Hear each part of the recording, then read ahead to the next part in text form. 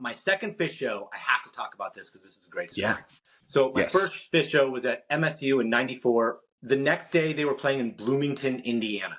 So as you know, Phish fans as we were in college at this time, we drove from MSU down to Bloomington after the show, right? And we're sitting there driving along the highway. It's 2 a.m. We're rocking out. We're having a great time.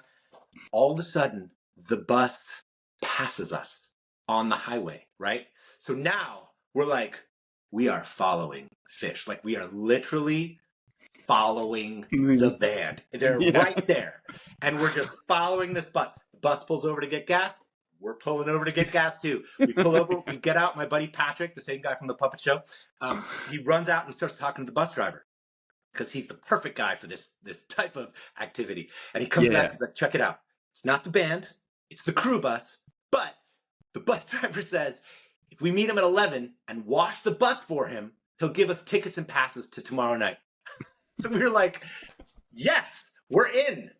Score. And sure enough, we showed up at 11. We were like, show us the buckets and show us the sponge. And this guy, you know, here's this bus driver. He's like, I'm going to get these kids to wash I don't want to wash the fucking bus. Let's get these lunatics to do it. So we washed that bus. It was so clean. And he gave us tickets and passes to that night. And it was like, oh man, it was, and then it was like in a theater. It was like when Phish would still play these like theaters that maybe held like 3,000, 4,000 people, really small. It got so quiet, and they did like the vibration of life. Do you remember? Have you heard that? Where they're like, now, yeah, right. They did that whole thing. It was so magical. And then after the show, we go backstage, and we're sitting there in this room, and we're looking around like, oh my god. And Fishman's like talking to his friends, and Paige is like talking to the guests that he there, and we're just like sitting there like, we have no idea what to do right now. This is super overwhelming.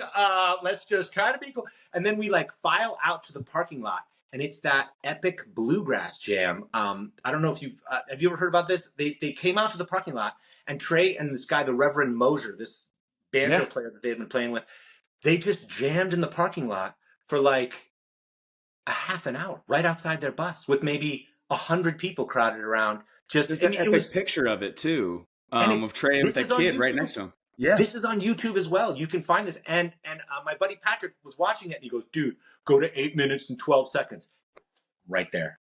Yeah. I got to see it like last year. I was like, "Oh my god, there's my 19-year-old self at 2 a.m. in a parking lot right next to Trey, watching them on the best night of my life." Totally, it was so much fun. It was so epic. So that's an honorable mention.